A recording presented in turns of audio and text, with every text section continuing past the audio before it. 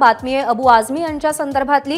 अबू आझमी यांना एवढ्यात अटक केली जाणार नाही, वरिष्ठ पोलीस अधिकाऱ्यांनी एबीपी माझाला ही माहिती दिली आहे। आझमींना पुढच्या 1 ते 2 दिवसात चौकशीसाठी बोलावलं जाईल असंही पोलिसांकडून कळतंय।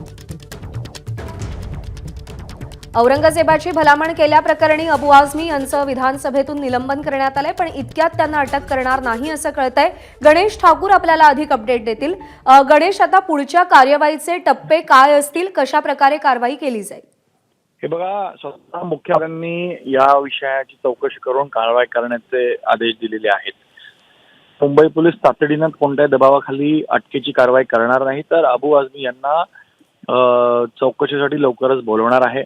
शक्यता आहे की 2-3 दिवसांमध्ये ती चौकशी होईल आणि याशिवाय ज्या ज्या गोष्टी तपासून या संदर्भात कारवाई करायची आहे किंवा एका निष्कर्षावर पोहोचायचं आहे, त्यासाठी सगळ्या बाबींची चौकशी पोलीस करेल। यांच्यावर आरोप आहे, त्यांचं काय म्हणणं आहे, त्यांची माफी मागितली आहे त्यांनी, याशिवाय ज्या प्रसारमाध्यमांना मुलाखती दिल्या आहेत, जिथं त्यांनी स्टेटमेंट केलं आहे, त्या सगळ्या बाबी, व्हिडिओज सगळे पाहूनच पुढील चौकशी कारवाई मुंबई पोलीस करणार आहे। म्हणून पहिलं प्रथमतः मुंबई पोलीस अबू आझमी यांची चौकशी करणार आहे। शक्यता आहे की आज उद्यामध्ये त्यांना त्यासाठी समन्सही दिलं जाईल।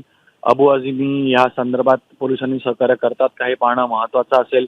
निलंबनाची कारवाई झाली आहे, पण ज्या अर्थी एक राग व्यक्त होतोय महाराष्ट्रभरातून अबू आझमी यांच्या विरुद्ध, खास करून राजकीय पक्षांचा, त्याला पाहता अबू आझमी यांना चौकशीसाठी बोलवून जर काही पुरावे मिळाले तर त्या अनुषंगानं कारवाई ही मुंबई पोलीस करायला तयार आहे। इतक्यात अटक होणार नाही असं मुंबई पोलिसांनी सांगितलेलं आहे, पण सध्या जी कारवाईची पावलं उचलली जात आहेत त्या सगळ्या संदर्भात अबू आझमींची भूमिका काय आहे? अद्याप अबू आझमी संदर्भात अबू आझमीने याविषयी कोणतीही विधान केलेलं नाहीये किंवा चर्चा केलेली नाहीये किंवा माहिती दिली नाहीये।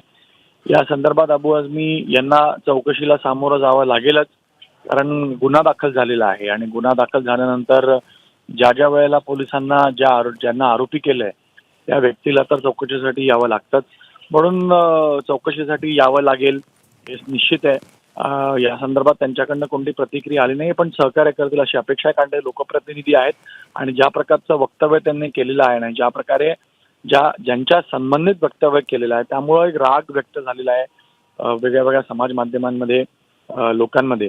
यामुळं या प्रकरणामध्ये मुंबई पोलीस कसून चौकशी करेलच आणि जर काही पुरावे मिळाले तर कारवाई करणार आहे। धन्यवाद माहितीसाठी। बातम्यांच्या विश्वातला सगळ्यात मोठा मंच,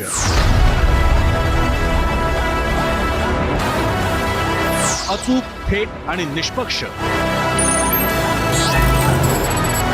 बातम्यांच्या त्याच जगात पुन्हा येतोय आणि घेऊन येतोय चर्चा जनहिताची। नमस्कार, मी प्रसन्न जोशी। आता भेटूया 0 आवर मध्ये सोमवार ते शुक्रवार रात्री 7:56 फक्त एबीपी माझावर। एबीपी माझा, उघडा डोळे बघा नीट।